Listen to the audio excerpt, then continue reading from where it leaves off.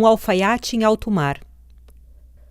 O relato a seguir constitui o diário de bordo do imigrante Luigi Toniaso, cujo sobrenome foi alterado para Toniasi devido a um erro de registro. Luigi, originário de Valonara, uma fração da Marostica na província de Vicenza, localizada no Vêneto, nos legou escritos que expressam a angústia e esperança daqueles que abandonavam sua pátria, a tristeza de deixar familiares e amigos para trás, o amor pela terra natal e, ao mesmo tempo, a consciência de que ela já não poderia mais oferecer sustento. Esse conflito entre passado e o futuro é uma característica comum entre os imigrantes italianos que, apesar de sonharem com uma nova vida no Brasil, carregavam consigo a saudade de suas origens. Um aspecto significativo ao legado deixado por Toniasi em Garibaldi é a casa que ele idealizou e construiu, inspirada na residência de sua família na Itália. Embora frequentemente se afirme que a casa é uma réplica fiel da original, uma fotografia revela que a construção é diferente e até mesmo superior, embora apresente algumas semelhanças. Construída pelo amigo e construtor Heitor Mazzini nos primeiros anos do século XX, a edificação segue o estilo colonial e simboliza a saudade, além da tentativa de manter as raízes vivas em solo estrangeiro. Essa residência teve múltiplas funções ao longo dos anos, abrigando não apenas a família, mas também servindo como sede para diversos empreendimentos, como a agência do Banco Pelotense, uma alfaiataria, uma agência do Banrisul, além de lojas, de bares e de outros comércios. Minha viagem à América. Relato do alfaiate Luigi Toniaso. Foi precisamente na Sexta-feira Santa do ano de 1893, ao meio-dia em ponto, deixava o meu vilarejo natal e sentia o coração confranger-se de dor ao abandonar minha pátria. Semelhante deve ser o sentimento de um inocente condenado à morte, após inúmeros beijos, apertos de mão, prantos e suspiros, devia seguir a pé, junto com meu amigo de viagem, Lorenzo Esperotto, até Marostica, saudando pela última vez todos os amigos que encontrávamos. Minha cabeça estava cheia de tantas coisas que acabei esquecendo por 2 vezes o capote, tão bom para a viagem e que por 100 vezes nesta travessia desejei ter junto a mim, ao menos para cobrir-me durante o repouso da noite. Ficamos pouco tempo em Giara, onde saudamos os parentes e amigos íntimos aí residentes. Depois seguimos até Bassano del Grappa e, aproveitando a viagem das 2, chegamos a Vicenza às 4h40. Com pouca vontade, como podeis imaginar, passamos as horas seguintes até às 11 da noite, para então tomar o trem direto que vai a Milão.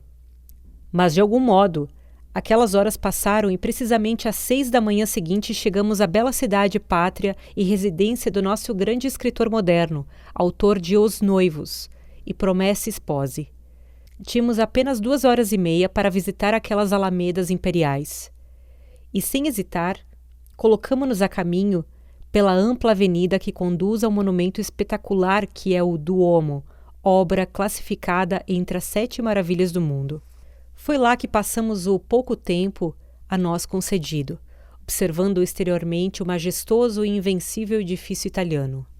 Em seguida, passamos pela Galeria Vittorio Emanuele, apenas lançando um rápido olhar sobre tanta beleza que depois se recorda com saudade. Saímos daquela zona onde se encontra o monumento a Leonardo da Vinci, dirigindo-nos para a rua de onde viéramos e chegamos à estação, apenas a tempo de subir no trem que nos levaria até a cidade do embarque. Quanto gostei daquela linha que leva de Milão a Gênova, ao ver aquelas colinas pitorescas e ribeiras embelezadas pela mão do homem. Haveria também muito a dizer sobre as enormes despesas que o governo deve ter feito para construir pontes naqueles vales e perfurar todos aqueles montes. É necessário passar por 23 túneis até chegar a Gênova, sendo que, para atravessar o terceiro, precisamos de exatamente 1/4 de hora. Quando saímos do último túnel, um novo panorama se apresentou à nossa vista, digno de ser recordado. Saint-Pierre d'Arena. Quantas fábricas e palácios! E como eram altas aquelas chaminés, todas feitas de tijolos. Pensei comigo mesmo que os habitantes daquela cidade deveriam viver todos contentes, pois certamente tinham trabalho e eram pagos conforme sua capacidade.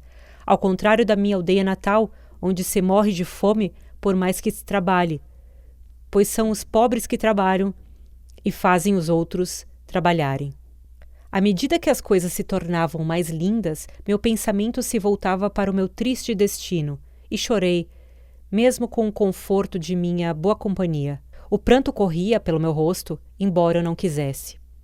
Recuperado em parte dessa emoção, levantei-me novamente e dirigi-me à janela para olhar aquele mundo lindo. Foi então que no lado esquerdo vi a bela e grande cidade de Gênova, que se apresentava como uma ferradura, contendo em seu centro iluminado o mais lindo porto da Itália. Eis Gênova, disse. Hoje é o dia 1º de abril. Amanhã ainda contarei a data em solo italiano. E depois disso, não me será mais concedido. Adeus, Itália. Nasci e cresci no teu seio, mas deverei morrer no novo mundo para o qual agora me dirijo. Porém, espero que lá, ao menos, com meu trabalho, eu possa melhorar minhas condições, pois em ti tudo se acabou e não há mais nada o que esperar. O trem parou e assim que descemos, nos dirigimos para uma pensão vizinha onde deixamos nossa bagagem. Logo depois, fomos à procura de nossos conterrâneos que lá se encontravam e com eles teríamos passado horas bastante felizes, não fosse o transtorno do desembarque de meu amigo. No dia 3, como estava previsto, partia sozinho com meus filhos, saudado pelos amigos Bal Grazotto, Giuseppe Melan, Antonio Toniaso, Giovanni Menegato e tantos outros. Quando o navio se movimentou, parecia-me que estava sonhando e não acreditava que dessa vez me exilava de fato, para nunca mais ver o vilarejo de Valonara. Fiquei mudo no convés, perto dos meus queridos, apenas observando o afastamento que cada vez mais me distanciava de Gênova. Depois resolvi retirar-me para os compartimentos dos homens, onde escolhi os 3 números das cabines e logo adormeci entre meus filhos. Assim passamos a noite. Não tão bem, pois na primeira noite nos deixaram sem cobertas. Levantei-me bem cedo pela manhã e às 5 horas já estava no convés, onde pude assistir ao belo e confortador nascer do sol. Oh, como era deliciosa a vista do mar, especialmente em direção ao astro insuperável que traçava diante de nós uma faixa larga e prateada, com um deslumbramento tal qual nossos olhos não podiam suportar. O ar estava fresco e puro, o mar tranquilo, e eu teria me sentido muito contente se não tivesse no coração a pontada aguda de haver abandonado minha amada família. Voltando-me para a direção de onde eu acreditava ter partido há pouco, proferi: Adeus, meu berço. Conservo no coração tantas recordações boas e desagradáveis de ti, e após 37 anos de vida passados em ti, abandono-te e jamais te reverei. Adeus, parentes, amigos. Adeus. Às 7h45, à minha direita, avistei a pequena ilha rochosa de Monte Cristo e à esquerda, de muito longe, algumas montanhas cujos nomes não consegui descobrir. Ao perguntar, percebi que os marinheiros não podiam me dar explicações. Talvez, por ordem superior, para não fornecerem tais esclarecimentos. Passei o dia todo em confusão, querendo saber o nome das ilhas que apareciam de vez em quando, mas minhas perguntas permaneciam sem resposta. Concluí o dia sem outras anotações. Após a noite de terça-feira, acordei com o mesmo desejo de ver o mundo. Indo ao convés, deparei-me inesperadamente com um grande círculo de montes e percebi, embora de longe, que no topo do mais elevado erguia-se um penacho de névoa que jamais se dissipava, mas que de tempos em tempos mudava de forma. Compreendi então que aquele deveria ser o vulcão de Nápoles, e de fato era. Depois de algum tempo, algumas casas começaram a surgir nas encostas. O número delas aumentava, ocupando toda a imensa extensão das praias, numa beleza indescritível. Refere-se ao grandioso e ao belo, e estou apenas fazendo uma leve descrição. Meia hora antes de chegar ao porto, vi algumas pessoas que corriam para a proa, mostrando-se maravilhadas com coisas que viam no mar. Corri também. Eu, então, e com muita satisfação, percebi que se tratava de golfinhos. Ah, como me diverti por 1/4 de hora! Eram grandes como um cão de caça e até mais. Encontravam-se em um cardume, rivalizando-se com o 10, e não o abandonavam, brincando em rapidez, quando entre as ondas, saltando, empurrando-se em caprichos e jogos sem fadiga. Eles divertiam-se em saltos, giros e truques, rápidas manobras. A graça de sua forma e de sua cor oferecia uma recreação agradável. Em seus saltos sobre a água, percebi que tem na cabeça um buraco redondo e profundo por qual poderia passar uma moeda de 10 centavos. Tem o focinho como de um porco, porém muito mais alongado na extremidade. Precisamente às 8h15, chegamos ao porto e todos contentes, na esperança de desembarcar. Preparávamos-nos com roupas domingueiras para ver alguma coisa também de Nápoles, mas aconteceu algo bem diferente de desembarcar. Não podíamos nos mover e para os imigrantes era proibido descer. Eu tinha a mente sempre ocupada com o resto de minha família, que deixara, mas não abandonara. Por isso, escrevi uma carta na esperança de ao menos poder enviá-la a vocês. Mas nem isso consegui e tive que ficar com ela no bolso até o Porto Espanhol de Barcelona. Lá, por intermédio do senhor comissário, espero que tenha chegado ao destino. Logo que o vapor atracou no porto, os empregados lançaram-se à faína de embarcar outros 600 napolitanos, com grandes número de barris de óleo, vinho e de bagagens. Tudo isso com destino ao Rio de Janeiro e Buenos Aires. Como estávamos amontoados naquele navio, meu Deus! Quando embarcaram quase outros tantos passageiros. Naquele bendito vapor, éramos mais de 1.500 pessoas ocupando a terceira classe, apertados como sardinhas na lata. Não compreendia patavinas de quanto falavam aqueles napolitanos, e eu, tímido por natureza, não conseguia compreender como havia tido coragem de lançar-me no meio de tantos desconhecidos. Dormia na noite de quarta-feira, entre o estrépito infernal do embarque de mercadorias, quando um ruído assustador, como de um leão furioso, despertou-me de improviso. Recordei-me logo, porém, que se tratava do sinal dado pelo vapor para a partida. Tomei então o relógio do bolso, a fim de averiguar a hora precisa desta nova saída. Era 1h30 de quinta-feira. Apalpei com a mão à direita e à esquerda para ver como estavam meus caros Dante e Ambrosieto, o único conforto de minha viagem. Encontrando-os tranquilos, voltei-me para dormir novamente, colocando nas mãos de Deus a minha vida e o dos meus filhinhos. Também nessa manhã estava acordado antes do amanhecer e, subindo ao convés, vi todas as avessas. Tinha perdido todo o senso de orientação e, a meu ver, o levante do sol encontrava-se em direção do oeste e não conseguia saber como acontecera isso. Vi apenas 3 coisas: céu, água e nosso navio solitário, formando um centro perfeito, como um ponto no círculo de Giotto. Era mesmo uma ocasião de refletir para uma pessoa como eu, que em toda a vida apenas havia atravessado o rio Brenta em barca. Eram 4h quando, pelo lado direito e esquerdo, surgiram montanhas bem longe e eu ouvi de alguns passageiros que estávamos no estreito de São Bonifácio e, por conseguinte, aqueles montes pertenciam à Córcega e à Sardenha. Senti então o coração tomado novamente de dor, pois sabia que estava ultrapassando os confins da minha terra-mãe. Disse comigo: adeus, Itália, agora passo os teus confins.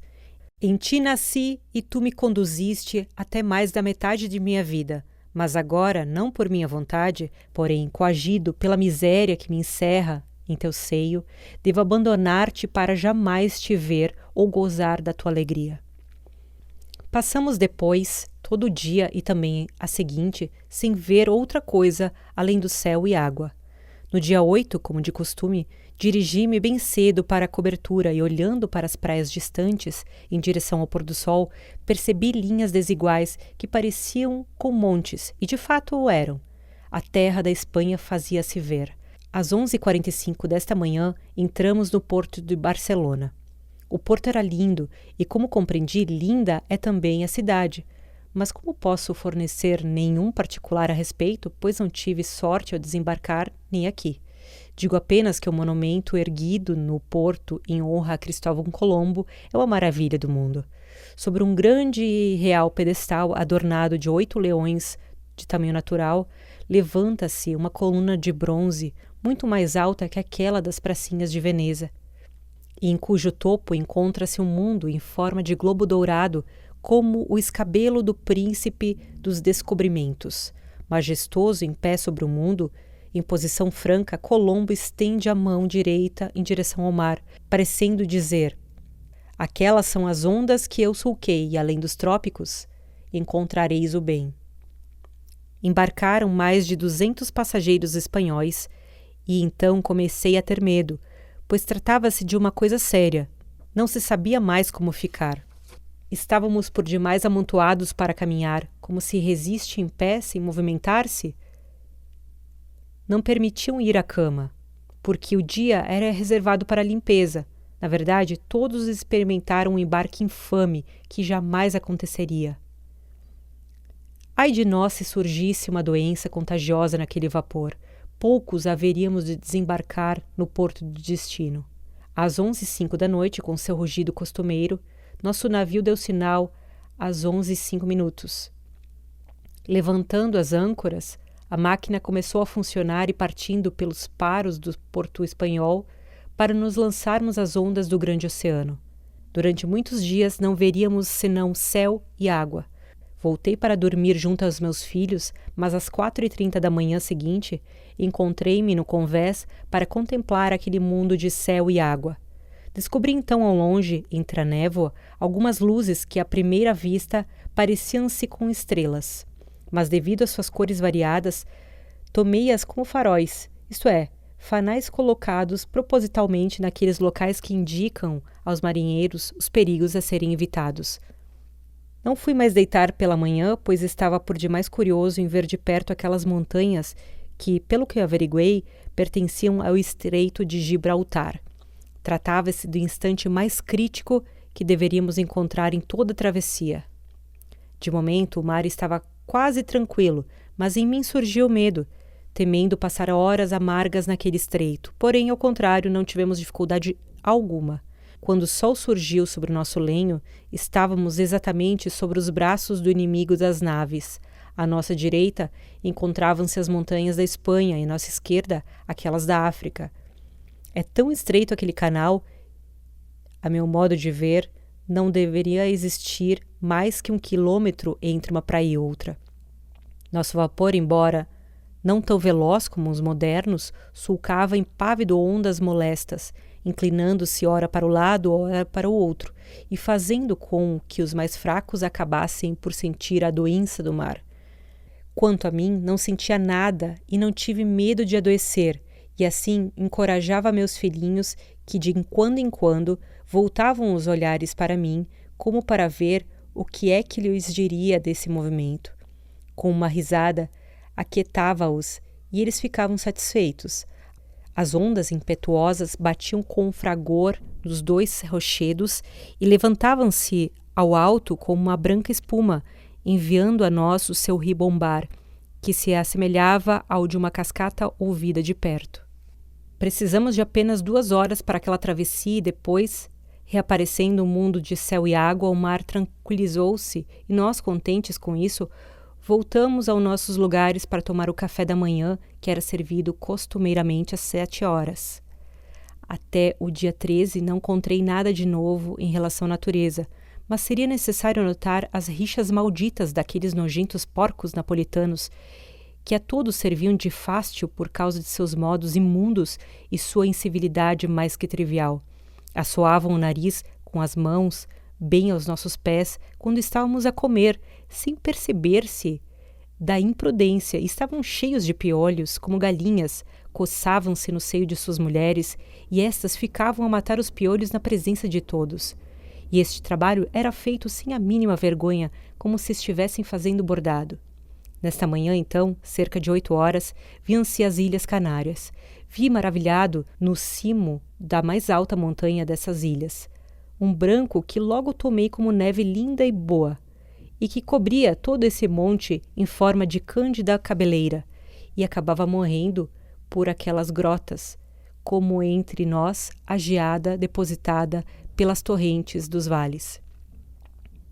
Admirava-me que este fenômeno acontecesse quase no Equador, onde estaria vendo a neve tão de perto. Mas enganava-me, e de muito, porque, após perguntar, fiquei sabendo que aquele branco era o fogo, a lava de uma cratera, nem sempre em ação, e que, de noite, quando se encontra em erupção, deixa de ver muito bem a luminosidade, quase como a do Vesúvio em Nápoles. Nesse momento, porém, não vi fumaça. Devia, pois, estar em repouso. Não me lembro de ter enxergado nenhuma casa naquelas montanhas, e por isso creio que nenhuma daquelas ilhas é habitada. Continuamos adiante, e não vi mais nada além de algum raro peixe, sempre delfim, cuja forma e instinto já descrevi. Demos um passo e vamos encontrar-nos na tarde do dia 17. No horizonte surgiu uma linha confusa e leve, contra a qual nos dirigíamos. A todos, com satisfação, gritavam: "Terra!" Corri também e senti-me tomado de alegria. Indo até a ponta da proa, sentei-me sobre um monte de corda enrolada e de lá não me movi, a não ser quando veio perturbar-me o capitão de bordo, que, chegando ao porto, deve dar a ordem para o lançamento das âncoras. A natureza é perfeita em todas as coisas e parece ter sido criada para servir à utilidade do homem. Aqui também ela prestou-se a isso, e muito, porque na entrada deste porto de São Vicente ao qual chegávamos, surge silenciosa e imponente uma rocha a pique do tamanho de um castelo médio, e sobre ela, naturalmente, encontrava-se o farol, ponto indispensável do porto.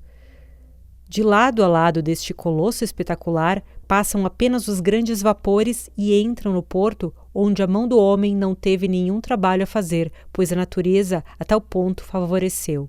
Meu relógio marcava 8h25 quando nosso navio entrou pela estreita rua, deixando à direita o escolho acima descrito, e precisamente neste instante resplandecia o sol nas ondas do grande oceano.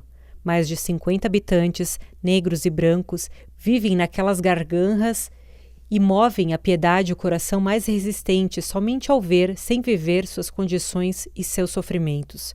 Logo que nosso navio atracou, as barcas daqueles mendigos o cercaram, e eles, com gestos e sinais, davam a entender sua grande necessidade e pediam esmolas.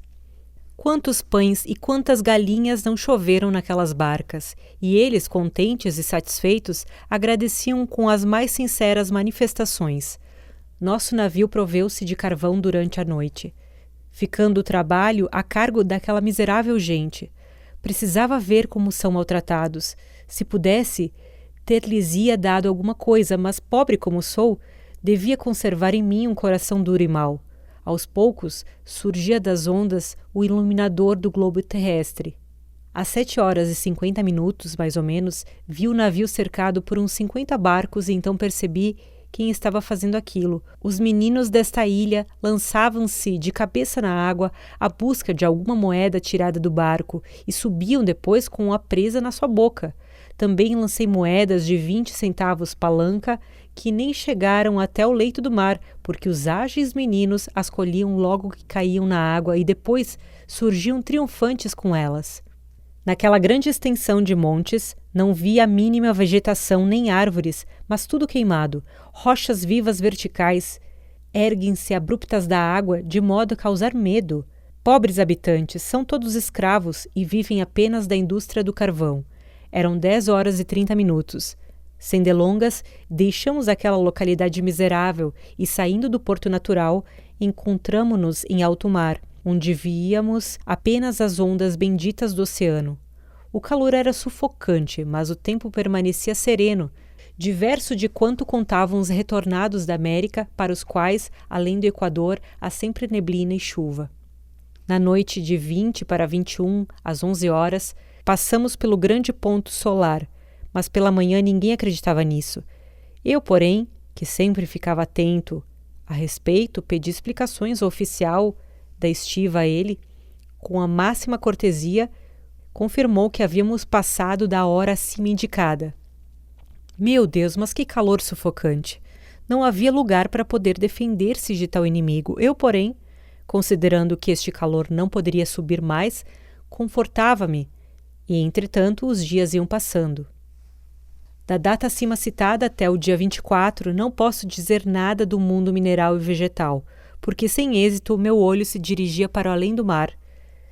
Mas falemos de outra coisa, porque é muito doloroso a mim o recordar e a quem lê o contemplar. Suspendo a pena e não falo a respeito, pois creio que calar é melhor do que falar. A respeito digo apenas que eu e meus filhos estávamos sãos e contentes, mas podemos dizer que fomos muito protegidos por Deus, porque assim não se passou com outros pobres pais, e tudo isso aconteceu devido ao excesso de carga do barco. Um vapor tão lento e tão construído para passageiros como o Andrea Doria não deveria ter permissão para realizar tal viagem com tantos passageiros. Não podia, por isso, ter tantas comodidades e, por vezes, não oferecia nem mesmo o mínimo necessário. Construíram-se, por exemplo, mais de 150 pequenos leitos, ou melhor, camas para cães, e todos os espanhóis e uma centena de napolitanos dormiam sobre o pavimento nu.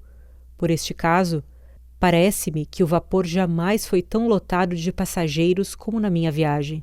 No dia 24, então, às 10 horas da manhã, deixamos à nossa esquerda a ilha de São Fernando, local destinado aos condenados à prisão perpétua do Brasil. A ilha é fértil e tem também seu pequeno porto, porque vi barcos atracados em um local formado em meia-lua. Lá há muita terra cultivada, porque se viam muitas plantas em distância regular umas das outras. Viam-se também alguns terrenos com um lindo verde escuro e alguns com alaranjado, tal como aqueles pedaços de terra que se vê entre nós no mês de maio, quando sobre eles permanece a palha de trigo. Há também um grupo de casas semelhante, em parte, ao vilarejo de Cossogrolo. No término da ilha ergue-se um grande penedo, como o do diabo na África. Este é visto à distância e parece que, cada vez que a ele dirigimos o olhar, há lá tantas rochas, apoiando-se umas nas outras, de forma que, de uma posição quase extrema, vê-se uma abertura, em forma de um pórtico, por onde se percebe perfeitamente a passagem da claridade e das ondas do mar. Agora, porém, falemos da América, e não mais da Europa. Distraía-me todas as tardes em sentar-me na ponta da proa, tendo ao lado meus filhos e olhando de lá o lindo panorama do mar na hora do pôr do sol. O sol passava a iluminar o mundo como que vindo de baixo, encantando-nos em sua contemplação, e escondendo-se, enfim, entre nuvenzinhas dos mais diferentes formatos e que rasas desciam sobre o mar. E quando o sol já havia mergulhado nas águas e não era mais visto, fazia surgir o contorno destas nuvens, adornadas com uma franja luzente, e as cores do firmamento modificavam-se em cores delicadas, tal como se vê na auréola de um bem-aventurado Lorenzino de Duzi, na paróquia de Maróstica. Após o pôr do sol surgia a lua formosa que, na pálida claridade, iluminava-nos o suficiente. E com o zéfiro que soprava, sentia-me mais que contente, crendo sempre estar em um sonho, não podendo ser verdade que rumava para outra praia do mundo, para não mais ver aquelas pessoas, localidades e habitações que tanto havia amado e a quem devia tanto as doces como as amargas recordações. Já depois, repousando e pensando em tantas coisas, sentia-me afogado em pranto e chorei por mais de uma noite porque encontrava-me alegre e não achava justo, mas sabia que era verdadeira aquela imensa distância. Recordava que nos últimos meses da minha permanência fui abandonado por muitos amigos e não fui nada respeitado devido à minha falta de recursos. Por isso, parecia-me que, de algum modo, fui expulso daquele vilarejo que tanto amei e a quem não fiz nenhum mal, mas somente o bem, servindo a muitos. Mas não importa. Embora de longe haverei de recordar meus verdadeiros amigos e esquecerei os que se faziam surdos a meus pedidos e fingiam não me ver quando olhava para eles. Pobre Valonara, pensando bem como vais, deveria sentir-me um pouco triste por haver-te abandonado, mas batendo no peito, desgraçadamente um coração sensível, não posso esquecer-te. Por isso, Beijo-te e sei que nos encontraremos no Vale de Josefá. Na noite do dia 27 para 28, às 11 horas, entramos no Porto da Bahia, nossa primeira cidade do Brasil. Lá ficamos 2 dias para o desembarque do monumento que inauguraram a 2 de julho e que representa a libertação do Brasil após a morte de Dom Pedro. Estive presente ao desembarque de todas as partes e sobre cada uma estava anotado o peso. E eu, fazendo a soma total, encontrei resultado considerável de 83,6 toneladas. As partes encontravam-se todas em caixões e por isso não posso dar detalhes sobre este monumento. Só digo que havia alguns caixões do tamanho de meia casa e o navio precisou utilizar suas próprias quinas para erguer tais pesos. Quando me levantei, pela manhã do dia 28, encontrei-me ante uma linda cidade, no alto de uma formosa colina, de todo diferente das nossas, e perguntando, fiquei sabendo que esta é a maneira de construção de todas as cidades brasileiras. Então tirei por um momento o véu da tristeza que cobria meu coração e, satisfeito, disse para mim mesmo: haverei de construir minha residência em uma cidade e não mais um pequeno vilarejo como esta agora. Não sei descrever o modo, a forma e a elegância desta cidade. Por ser pequeno o meu saber, não vou me prolongar e direi apenas 2 palavras. A cidade da Bahia parece um jardim florido numa colina, surgindo em meio ao verde de plantações magníficas. As casas são elegantes, em sua maioria de um único andar, pintadas com cores vivas. No meio da cidade há teleférico, com um declive de 60% que transporta os passageiros da praia até o alto. Digo a verdade, fiz de tudo para ver este novo panorama e o consegui, pois às 9 horas da manhã, com outros 3 amigos de bordo, tomei um barquinho de 2 remos e desembarquei próximo ao ponto de partida do teleférico. Nosso primeiro ato foi o de embarcar, e eu tinha impressão de ir para o céu ao perceber-me no ar. Nem sabia para onde lançar o olhar, se para o verde ou para as flores, porque ambos para mim eram igualmente belos e novos. Tu, leitor, que me conheces, sabes que amo o belo. Naquele momento, nada fazia além de olhar e contemplar, porque tudo me era novo. De 100 casas, 90 são de um piso e outras de 2, mas são de altura superior. Importante, porém, é ver que elegância, que beleza surgindo como flores perfumadas num ramalhete verde. Dentre as plantas não posso mencionar senão a coca, a palmeira, a cana-de-açúcar e o marmoeiro, cujos frutos comi muitas vezes. Das outras não sei o nome porque não as tinha visto jamais. Os habitantes verdadeiros indígenas são todos pretos, havendo uns poucos brancos, na maior parte portugueses. Entramos em um elegante bar, onde tomamos cerveja e fizemos um lanche. Mas não foi como seria de esperar, porque não havia a mínima pressa em servir e faltava também a higiene necessária. Retornando depois ao navio, encontrei um filho mais doente do que supunha, devendo ficar 2 dias a bordo para recuperar a saúde. Às 8 horas e 15 minutos da tarde do dia 29, exatamente no final do dia, nosso navio levantou âncora do Porto Baiano. O sol se despedia e eu tinha a impressão de que voltávamos pelo caminho já percorrido. Passaram-se 3 dias sem que víssemos terra.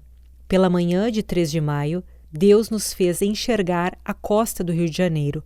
Até às 4 horas da tarde, fomos costeando esta baía tão desejada e suspirada. Logo que iniciou o barulho infernal das âncoras, nosso barco parecia-se com o dia à 1h da tarde de São Saltimbancos, fazendo esforços para alcançar os primeiros prêmios e gritavam: "Viva o Rio de Janeiro! Chegamos!" 5 minutos depois, todo o navio havia atracado à popa. Aproximaram-se 5 grandes barcas e um vaporzinho. Na primeira, foi logo carregada a bagagem dos imigrantes que deviam desembarcar e nas outras 4 embarcaram nós. Com um longo olhar e com muita emoção, separamo-nos do Andréa Doria. Do alto do bordo, mais de 1000 braços acenavam despedidas e votos de felicidade, acompanhados pelo abanar de lenços. continuando assim até perder de vista, e eu, fascinado pela alegria, gritando e saudando, acabei por perder a voz e observava cheio de amor aquelas pessoas amadas, augurando-lhes sorte e longevidade.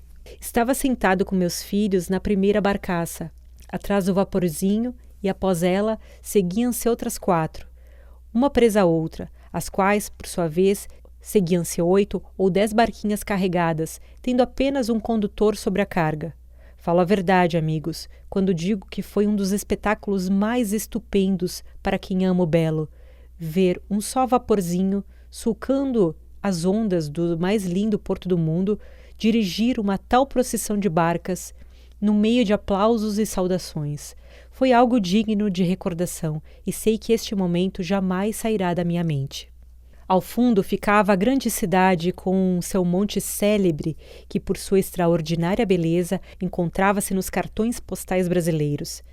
1000, digo eu, e não menos, eram os navios, vaporzinhos e barcas espalhados por aquele imenso porto, e nós, com este delicioso séquito flutuante, fomos seguindo até o cais do desembarque, perto da estação férrea da grande cidade, capital dos Estados Unidos do Brasil.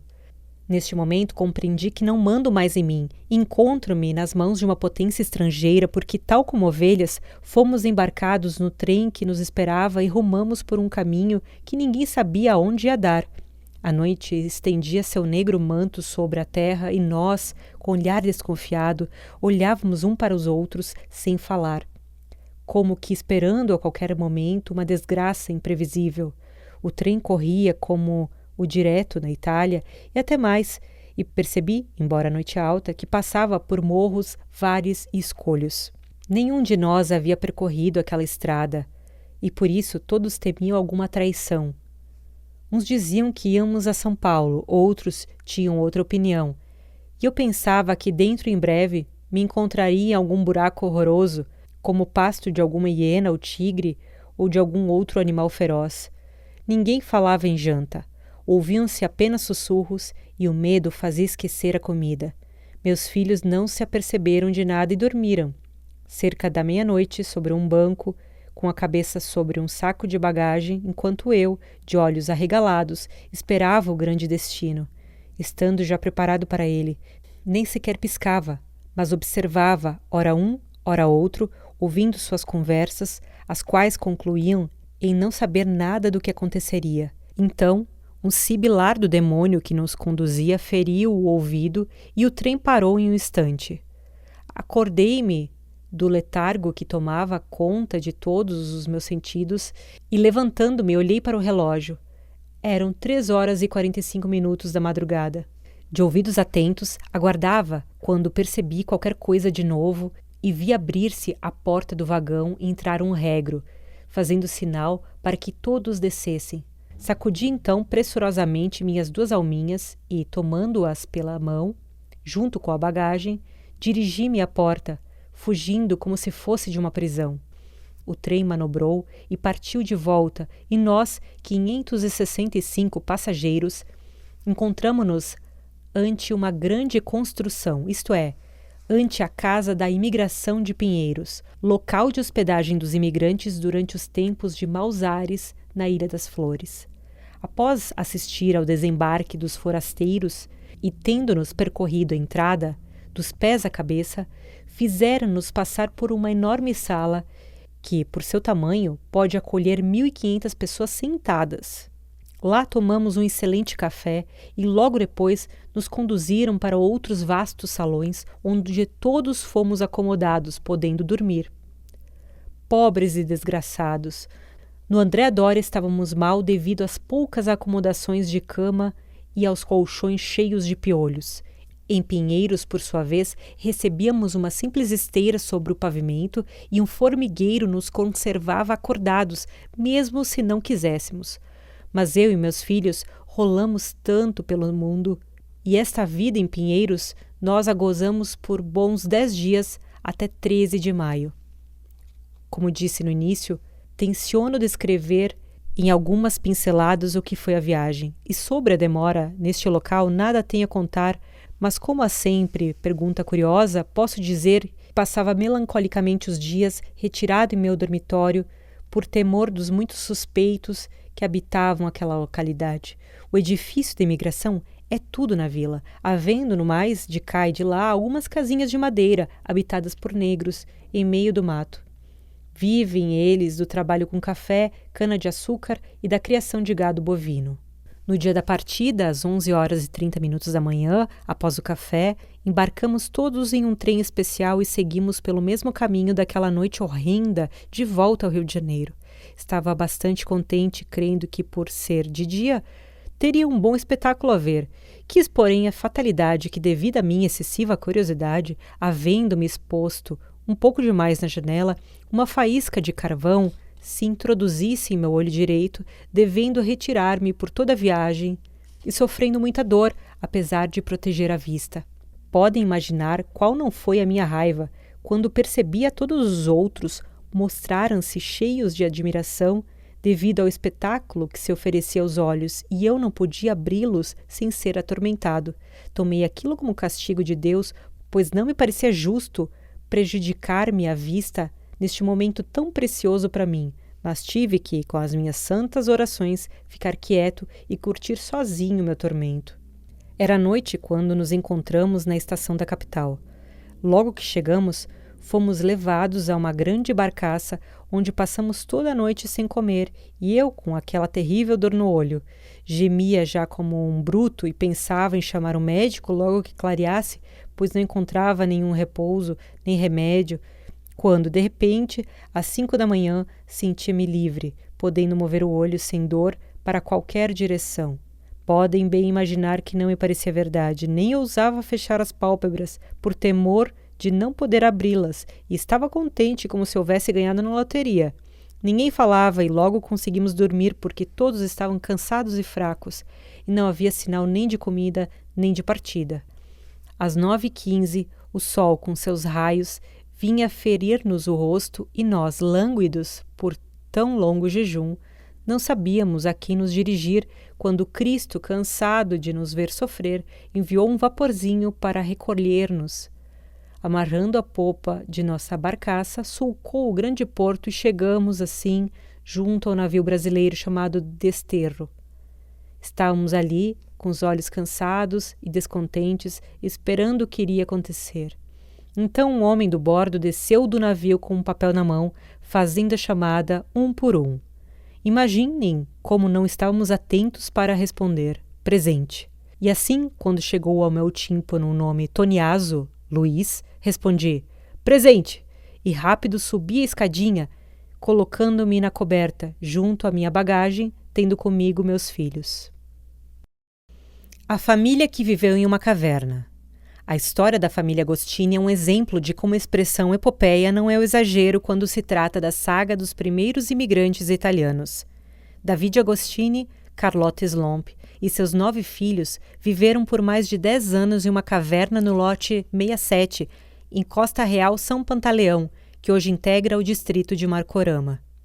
Vindos de Mattarello, na comuna de Trento, na Itália, casaram-se em 3 de setembro de 1881, no mesmo dia em que obtiveram passaporte para embarcarem rumo à América.